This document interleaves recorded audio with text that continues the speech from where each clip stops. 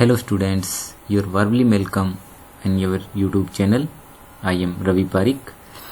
आज हम वास्तविक संख्याओं का अध्ययन करेंगे जिसमें से आपको 2 प्रश्न वस्तुनिष्ठ मिलेंगे और एक लघु उत्तरात्मक। तो हम केवल 2 जो वस्तुनिष्ठ प्रश्न आएंगे उनके बारे में अध्ययन करेंगे। दोनों एक एक नंबर के आएंगे। 2 धनात्मक पूर्णांक A और B दिए रहने पर इससे अद्वितीय पूर्ण संख्याएं Q और R विद्यमान होते हैं या इनका अस्तित्व होता है कि A बराबर BQ प्लस R, जो कि यूक्लिड की विभाजन प्रमेयिका है। तो यहाँ R कौन सा गुण संतुष्ट करता है या R के लिए निम्न में से क्या सत्य है? तो R है वो लेस देन होता है B से और ग्रेटर देन इक्वल टू होता है 0 से। तो सही ऑप्शन इसमें सही रहेगा। यानी शेषफल है वो 0 से बड़ा या बराबर हो सकता है, जबकि भाजक से हमेशा क्या होता है, छोटा होता है। तो सही ऑप्शन आ जाएगा इसमें। 2 नंबर प्रश्न देखेंगे। प्राकृत संख्या n के लिए निम्न में से एक शून्य पर समाप्त होगा। यानी एक शून्य पर समाप्त होगा। एक शून्य का मतलब एक शून्य के ऊपर समाप्त होगा, यानी इकाई का अंक शून्य रहेगा। 4 के हम गुणनखंड करते हैं तो 2 गुणा 2 नहीं हो सकता। 6 के गुणनखंड करेंगे तो 2 गुणा 3, तो इसमें भी शून्य नहीं आएगा। 20 के गुणनखंड करते हैं तो इसके गुणनखंड 5 गुणा 2 गुणा 2 या 2 गुणा 2 गुणा 5, इसके गुणनखंड में इकाई का अंक क्या आएगा, शून्य आएगा, चाहे अन्य कोई भी प्राकृत संख्या हो। तो ये सही ऑप्शन आपका सही हो जाएगा। यानी इसमें 0 होना जरूरी है, चाहे 10 हो, 20 हो, 30 हो, तो वह संख्या एक अंक पर यानी एक शून्य पर समाप्त होगी। ये भी एक शून्य पर समाप्त नहीं होगी। सही ऑप्शन इसमें सही रहेगा। तीसरा प्रश्न देखेंगे। HCF 96 और 104, यानी मैस है 96 और 104 का मैस है 4 है, जबकि लेस है आपको ज्ञात करना है। दोनों संख्याएं दी हुई है और आपको क्या दिया हुआ है, मैस है दिया हुआ है, तो लेस है ज्ञात करना है। तो हमारे पास सूत्र होता है या ये संबंध होता है कि लेस है गुणा मैस है बराबर दोनों संख्याओं का गुणनफल। तो हमें ज्ञात क्या करना है, लेस है ज्ञात करना है। जो चीज हमें ज्ञात करनी है उसके बराबर में जो चीज दी हुई है उसका भाग देना है और दोनों संख्याएं आपकी ऊपर आ जाएगी। यानी दोनों संख्याएं बटे में जो दिया हुआ है, मैं से 4 हमें दिया हुआ है तो 4 का इसमें भाग देंगे तो लेस आ जाएगा।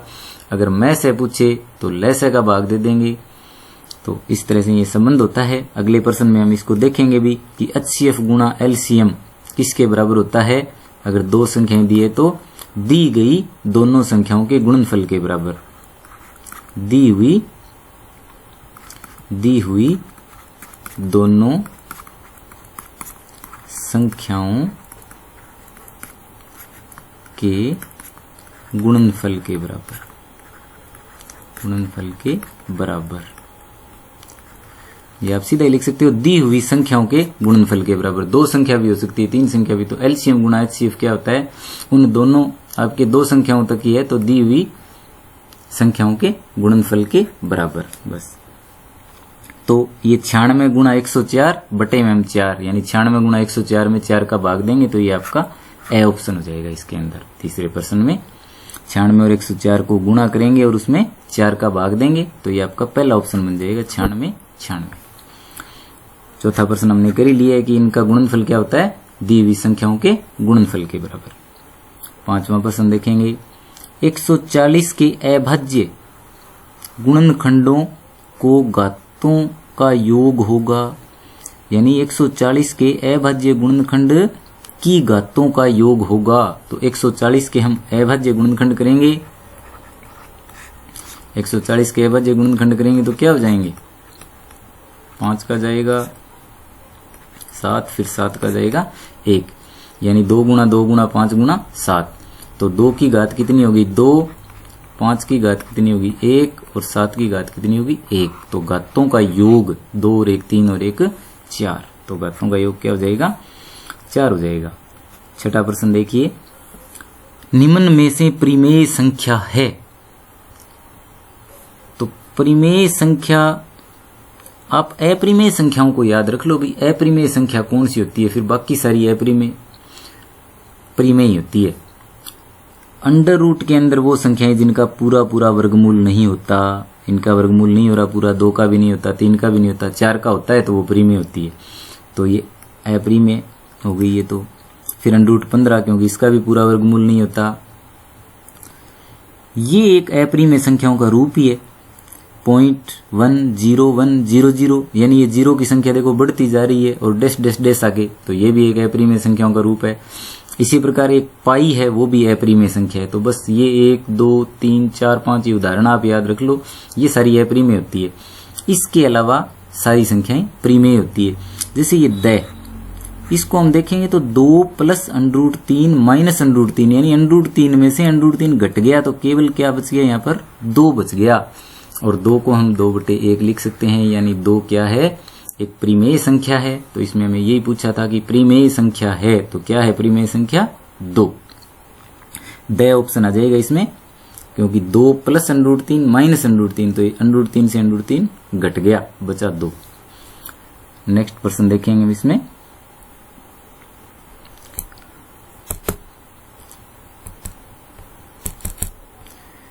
निम्न में से किस परिमेय संख्या का दशमलव प्रसार शांत होगा। तो किस परिमेय संख्या का दशमलव प्रसार शांत होगा। तो शांत दशमलव प्रसार के लिए अगर p/q के रूप में कोई संख्या है तो शांत दशमलव प्रसार के लिए हम नियम जानते हैं कि q निश्चित रूप से 2 की m या 5 की n यानी 2 और 5 की कोई न कोई घात के रूप में होना चाहिए, या 2 और 5 होना चाहिए बस। इसके अलावा कोई गुणनखंड नहीं होना चाहिए हर के अंदर। q का मतलब हर।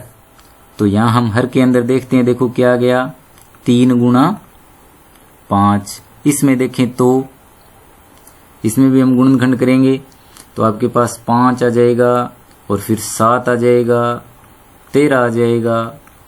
तो मतलब इसमें भी 5 के अतिरिक्त 5 से तो ये इसमें कट जाएगा, लेकिन 7 और 13 बच जाएंगे। इसमें देखेंगे तो 343 के गुणनखंड ये 7 गुणा 7 गुणा 7 यही बन जाएंगे। इसमें देखेंगे तो 2 गुणा 3 गुणा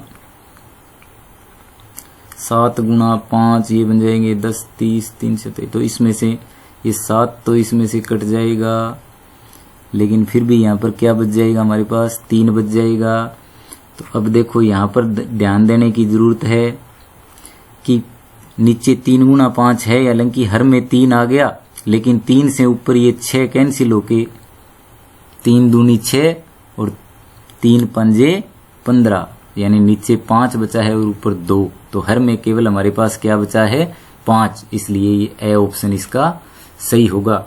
ध्यान देने की जरूरत है, ये कंफ्यूजन करने वाला है, जिसके अंदर हर के अंदर आपको दिखाई दे रहा है कि इसमें 3 है, लेकिन वास्तव में 3 इसमें नहीं है, क्योंकि 3 दूनी 6 3 पंजे 15 ये कट रहा है इसमें। इसलिए शांत दशमलव क्या हो गया, 6/15, क्योंकि इसमें हर में 5 के अतिरिक्त अन्य गुणनखंड नहीं है।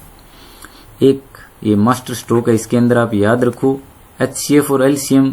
जो आपका 2 नंबर का प्रश्न आएगा उसमें ज्यादातर चांस यही है भी आपको मैथ से ज्ञात करना पूछेगा, यूक्लिड की विभाजन एल्गोरिदम से, या फिर 2 नंबर का जो प्रश्न आपके आएगा उसमें आपको किसी संख्या को, इस प्रकार की संख्या को अपरिमेय सिद्ध करना आएगा। तो LCM और HCF आप अच्छी तरह से इनकी डेफिनेशन याद रखो तो आप इस प्रश्नमाला के आराम से प्रश्न कर सकते हो। LCM होता क्या है, लैस होता क्या है।